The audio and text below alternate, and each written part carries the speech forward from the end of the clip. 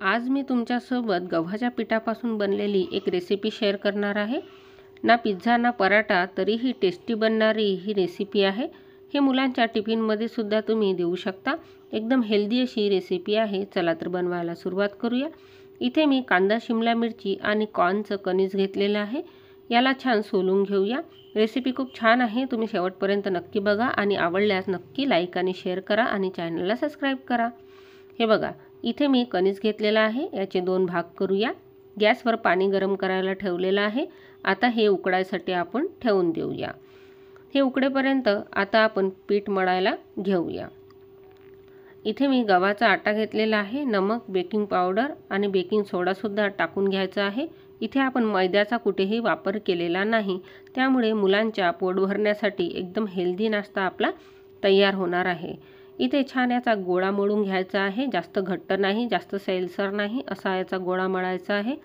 आता या गोळ्याला आपल्याला रेस्ट करायसाठी थोडा वेळ ठेवून द्यायचा आहे, म्हणजे यातील जी बेकिंग पावडर आपण टाकून दिलेली आहे त्याची छान सेट लेयर तयार होईल। आता याला झाकून ठेवून थोडा वेळ ठेवल्यानंतर हे जे आपण कॉर्न ठेवले होते ते बघूया। हे चेक केल्यानंतर बघा, हे अशा प्रकारे छान रंग बदललेला आहे, छान शिजलेले आहेत। याला आता काढून घेऊया। हे थंड झाल्यावर याचे आपल्याला दाणे काढून घ्यायचे आहेत, म्हणजे हे जे आहे हे व्यवस्थित सोलून घ्यायचं आहे। तर चाकूच्या साहाय्याने सहज निघते। तुम्ही बघू शकता कशा प्रकारे निघत आहे। हे सहज निघायला मदत होते आणि याचे सर्व दाणे आपल्याला अशा प्रकारे काढून घ्यायचे आहे। आता इथे मी चॉपर घेतलेला आहे। चॉपरमध्ये याला जाडसर आपल्याला बारीक करून घ्यायचं आहे। तुम्ही बघू शकता कशा प्रकारे इथे बारीक करत आहे। याची कन्सिस्टन्सी लक्षात घेता अशा प्रकारचं जाडसर आपल्याला हवं आहे। हे बघा, अशा प्रकारे झालेलं आहे। आता हे आपण काढून घेऊया। यामध्ये आपल्याला शिमला मिरची, टोमॅटो आणि कांदा टाकायचा आहे। तोही छान बारीक करून घेतलेला आहे। हे पण आपण एक एक करून यामध्ये टाकून घेऊया। अशा प्रकारे कांदा आणि टोमॅटोमुळे याची चव खूप भन्नाट लागते, कारण की आपले कॉर्न अगोदरच शिजलेले आहेत। यामध्ये मीठ, जिरा, धना, तिखट आणि हळदसुद्धा आपल्याला थोडीफार टाकून घ्यायची आहे, म्हणजे रंग थोडा पिवळा येईल। त्यानंतर चीज टाकायचं आहे। थोडं चीज टाकून नंतर काही चीज टाकता येते, तर थोडं चीज मी ठेवून घेतलेलं आहे। याला मिक्स करून घेऊया। व्यवस्थित मिक्स झाल्यानंतर चाट मसाला थोडा टाकून घेऊया, टेस्ट छान येईल। आता तो जो आटा आपण ठेवला होता तो छान सॉफ्ट झालेला आहे। या आट्याच्या छोट्या छोट्या आपल्याला गोळ्या करायच्या आहेत। आता एक गोळी बनवून घेणार आहे। हे बघा, अशा प्रकारे आपल्याला आता हे लाटून घ्यायचं आहे। आता गोल गोल करून घेऊया आणि एक पारी आपण लाटून घेऊया। याची कन्सिस्टन्सी पण थोडी पातळच पाहिजे, जास्त जाड नको, कारण की आतून हे कच्चं राहायला नको। त्यासाठी अशा प्रकारे हे बनवून घेतलेलं आहे।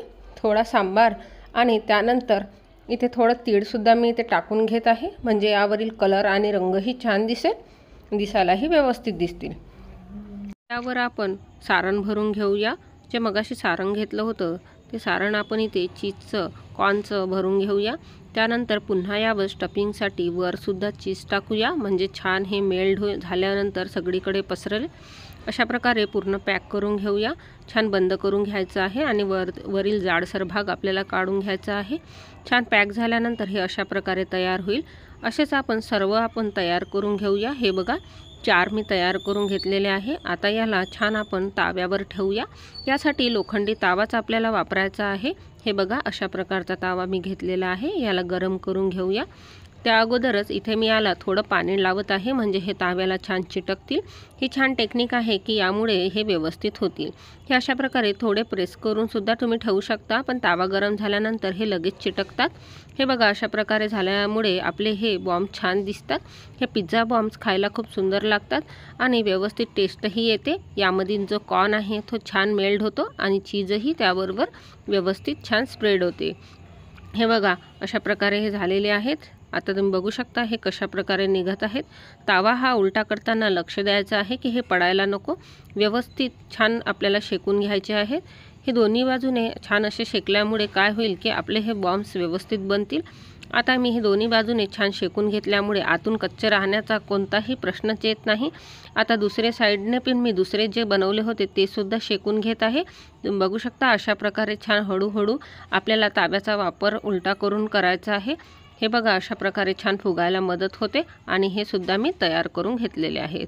तुम्हाला हे चीजी बॉम्ब्स कसे काय वाटले आणि आवडले असतील तर नक्की बनवा आणि मुलांच्या टिफिनमध्ये द्या।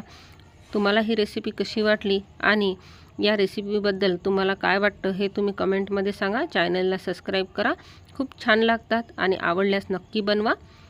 रेसिपी